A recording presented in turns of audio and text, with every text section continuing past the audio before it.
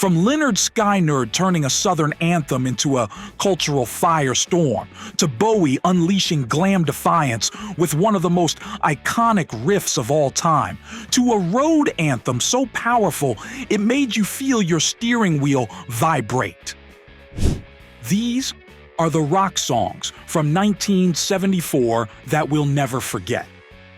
And one of them, let's just say, it started as a stuttering studio joke and became a chart-smashing classic that still gets played in every dive bar jukebox across America. Which tracks held the year down, and which ones still hit just as hard today? Let's find out. Number 1, Sweet Home Alabama, Lynyrd Skynyrd. Mr. Young, sing about her.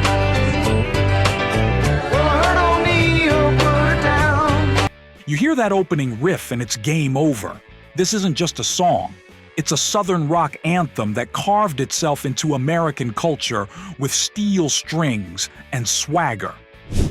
Released in June 1974, Sweet Home Alabama was Lynyrd Skynyrd's fiery response to Neil Young's jabs at the South.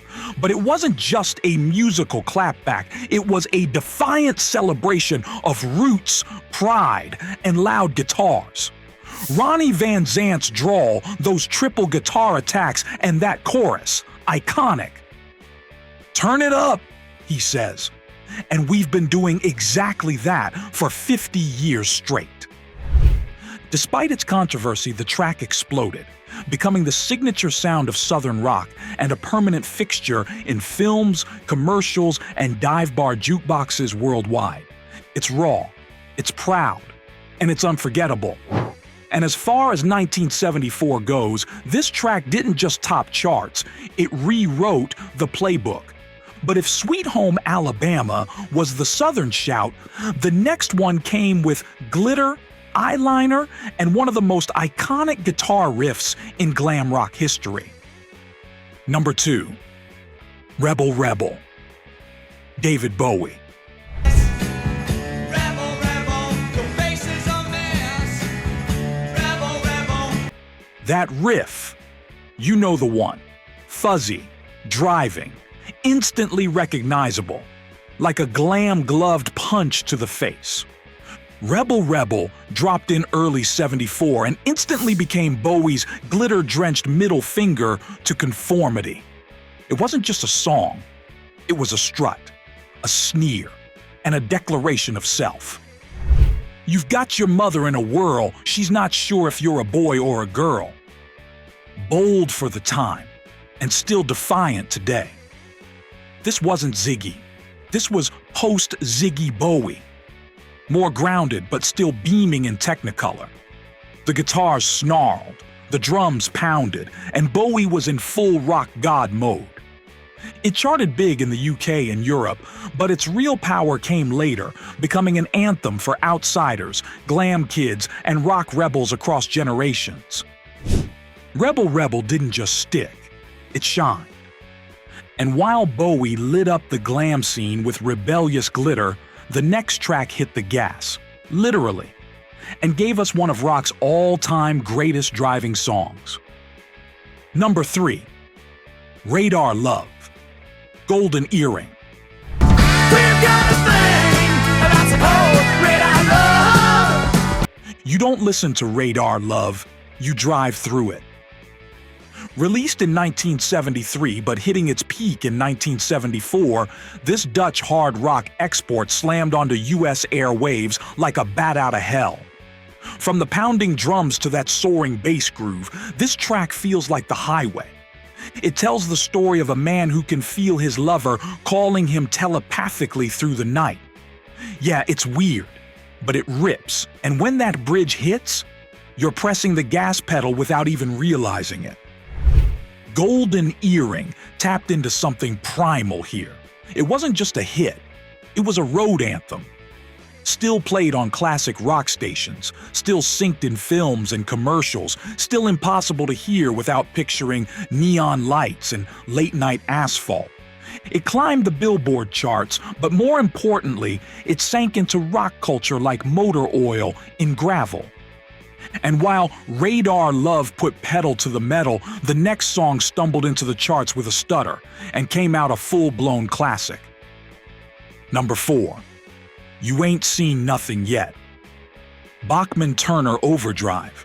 But baby, you just ain't seen nothing yet.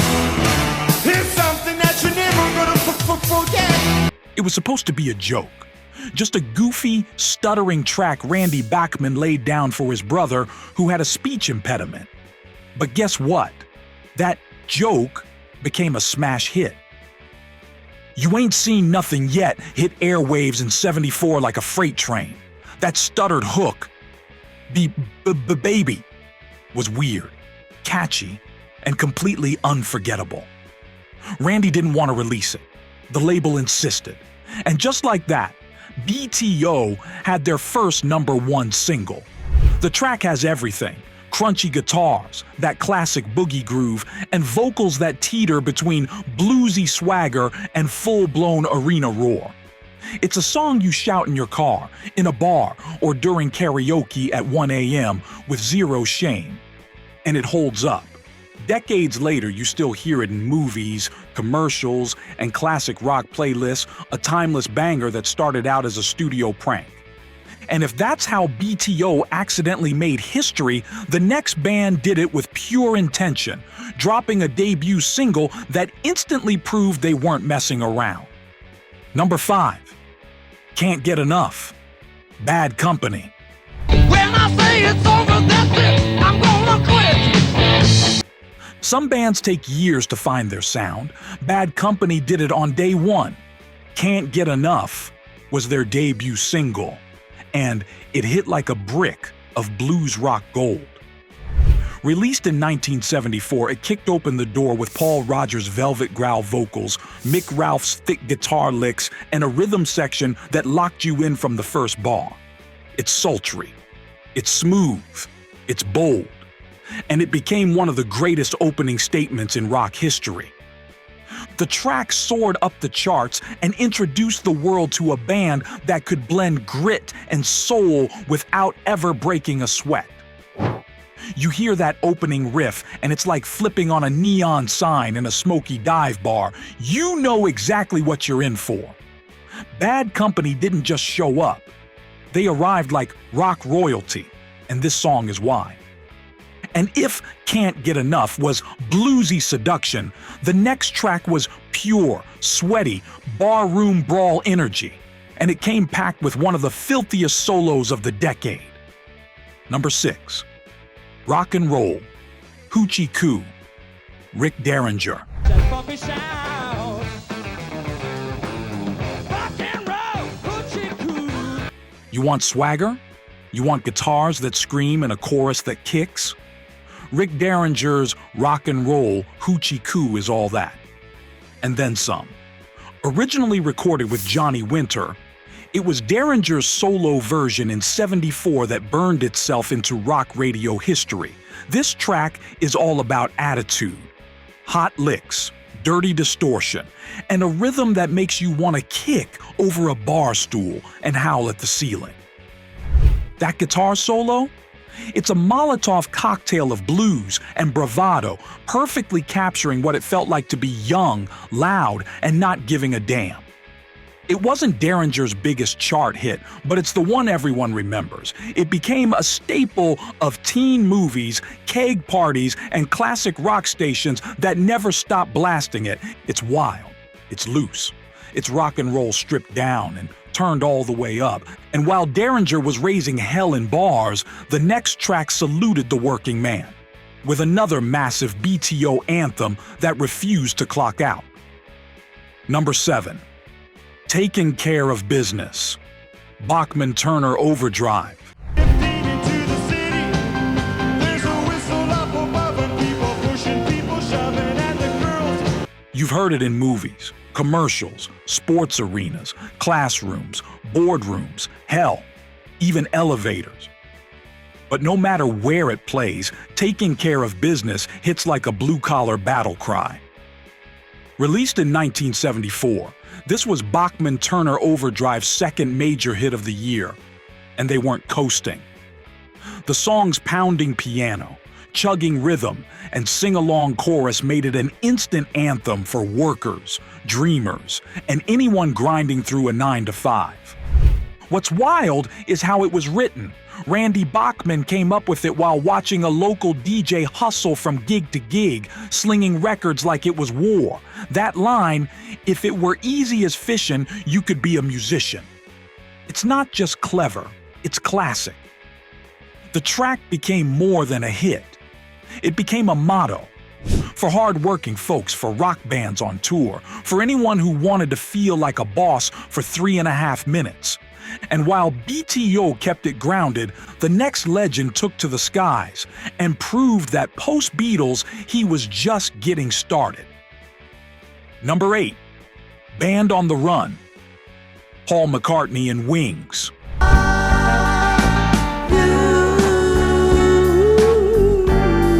3 songs in one. A jailbreak, a plane ride, a full-blown transformation. Band on the Run isn't just a track, it's a rock epic. Released as the title track from the 1973 album, it exploded in 1974, showing the world that Paul McCartney wasn't done innovating. Wings took the Beatles' sonic spirit and launched it into something new, unpredictable, and cinematic. Starting with an acoustic reflection, shifting into a minor key tension groove, and finally erupting into a triumphant rock-out. This song is structured like a movie, and fans loved it. It won Grammys, it topped charts, and most importantly, it proved that McCartney could still take risks and make magic without Lennon by his side. Today, it still feels massive. When that final section kicks in, Band on the Run, you feel like you're flying. And while McCartney soared through sonic landscapes, the next track lit up the airwaves with smoke, poker-faced lyrics, and a space cowboy we'd never forget. Number 9. The Joker, Steve Miller Band. Some people call me the space cowboy. Who talks about peaches, the pompatus of love, and space cowboys, and somehow makes it sound cool? Steve Miller, that's who. The Joker was released in late '73, but it ruled the charts deep into 1974. And it's still riding that wave today. It's laid back, cheeky, bluesy, and completely timeless. From the moment you hear that lazy guitar slide, you know you're about to vibe. The lyrics utter nonsense on paper, but on record, they're poetry with a smirk. The line, "I'm a joker, I'm a smoker, I'm a midnight toker," is tattooed across rock culture. It became an identity, a lifestyle. Even if you didn't fully understand what pompatus meant, it hit number 1. It made Steve Miller a household name. And it still feels like a perfect summer track to blast with the windows down. It's not flashy, it's not loud, but it's unmistakably unforgettable. And after that mellow burn, the next rock titan dropped one of the most emotional ballads of the decade and let his voice crack open the sky. Number 10. Don't Let the Sun Go Down on Me. Elton John. Pictures seem to fade to black and white. If ever there was a track that felt like a sunset captured in music, this is it. Don't Let the Sun Go Down on Me dropped in 1974 and instantly showcased Elton John at his most vulnerable and vocally powerful. Co-written with Bernie Taupin, the song is a slow-building emotional avalanche, lush strings, dramatic keys, and a chorus that begs to be belted out. This wasn't just another Elton ballad, it was a turning point. You can hear the ache in his voice, the weariness in the melody, and that final, desperate plea. Although I search myself, it's always someone else I see. Pure heartbreak. It became a global hit. And decades later, Elton would revisit it with George Michael in a live duet that also topped charts, proving its staying power. Whether in headphones or stadiums, this track doesn't just get heard, it gets felt. And while Elton's voice broke hearts, the next band brought the mood way down with a haunting guitar solo and a forgotten gem from a rock and roll institution. Number 11. Time Waits for No One. The Rolling Stones. Damn sure that Pilate washed his hands, sealed his face. It's not their loudest, not their flashiest, but ask true Stones fans and they'll tell you, Time Waits for No One hits different. Buried on the It's Only Rock and Roll album, this 1974 track is a slow burn masterpiece, built around Mick Taylor's soaring guitar solo. A performance so good, it practically levitates off the record. Unlike their bluesy bangers, this song is moody, meditative, and full of regret. Mick Jagger's lyrics reflect on mortality and wasted time, and for a band known for hedonism, it's a moment of rare clarity. It never became a radio smash, but in hindsight, it's one of the band's most underrated pieces. And a powerful exit note for Taylor, who left the Stones not long after. This isn't a song to dance to, it's one to sit with, headphones on, eyes closed. And while the Stones stared down time itself, the next track did the opposite, exploding with life, rhythm, and funk so thick you could practically see the sweat. Number 12. Jungle Boogie, Kool and the Gang.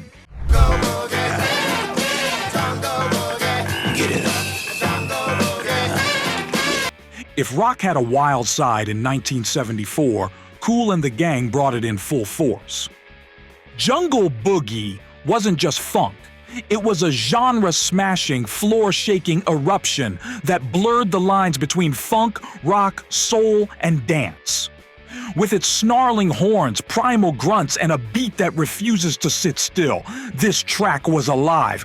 It dominated dance floors and radio waves, climbing into the top 10 and soundtracking everything from parties to film soundtracks. Hello, Pulp Fiction. And make no mistake, this wasn't disco fluff. It was raw, aggressive, and dripping with attitude. It demanded movement. It commanded attention. It was a moment when rock and funk collided, and everyone won. And while Kool and the Gang were setting dance floors on fire, the next artist turned teenage angst into a theatrical glam rock anthem that was weird, witty, and wildly underrated. Number 13. Teenage Laments 74. Alice Cooper. Breeze. I picked up my guitar to blast away the cloud.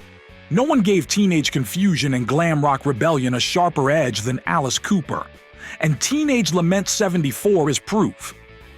Released at the very end of 1973, it became a standout moment of 74, combining Alice's signature sneer with satirical lyrics about awkward youth, bad fashion, and feeling out of place. But instead of wallowing, he turned the whining into a glam rock opera. With backup vocals from none other than the Pointer Sisters and Liza Minnelli, this song is weird, theatrical, and completely unique. It's sarcastic, catchy, and somehow still relatable decades later.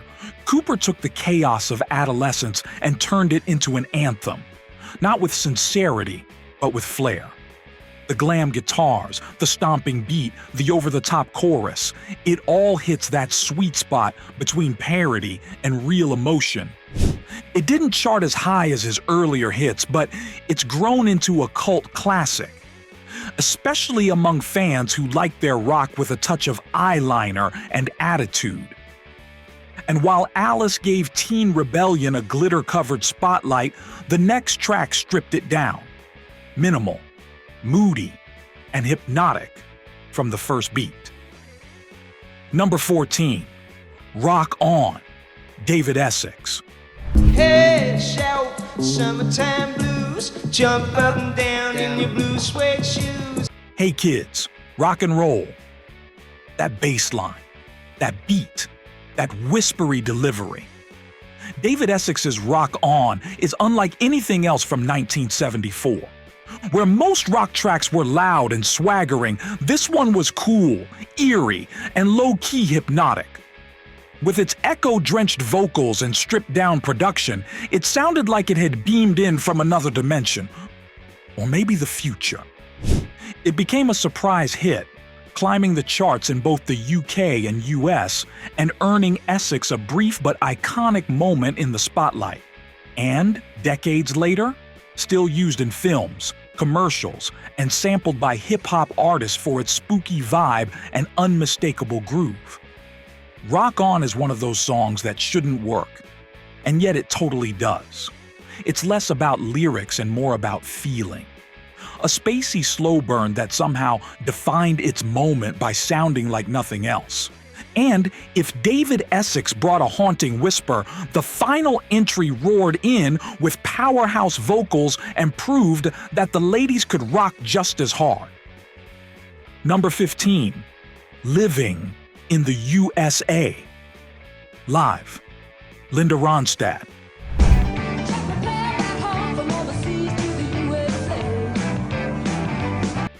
She didn't just cover a classic, she claimed it. When Linda Ronstadt dropped her live version of Steve Miller's Living in the U.S.A. in '74, it was an explosion of energy, attitude, and raw vocal power. Backed by a killer band, Linda tore through the song with full rock goddess force. Every note dripping with confidence and fire. This wasn't just a great live track, it was a statement. At a time when rock was dominated by male voices, Ronstadt stood center stage and proved she could outsing, outrock, and outlast most of them. That live recording became a fan favorite, helping to cement her legacy not just as a pop country crossover, but as a true rock vocalist. It was gritty, fast, and loud, and it left no doubt that Linda wasn't here to play second fiddle. And just like that, 1974 wrapped up with a mic drop. These songs didn't just chart, they stuck. They became part of the rock DNA, and half a century later, we're still turning them up. These were the most unforgettable rock songs of 1974. The riffs, the anthems, the deep cuts that burned their way into music history. Drop a comment. Which track still gives you chills? Which one takes you back? And if we missed your personal favorite, let us know. We're always listening. Make sure to subscribe to the channel and send this to someone who grew up in the 70s or just loves damn good rock. And if you thought '74 brought the heat, just wait until you hear what went down in 1976. Click the video on screen to see the rock songs from '76 that we'll never forget, and find out which track still rules arenas today.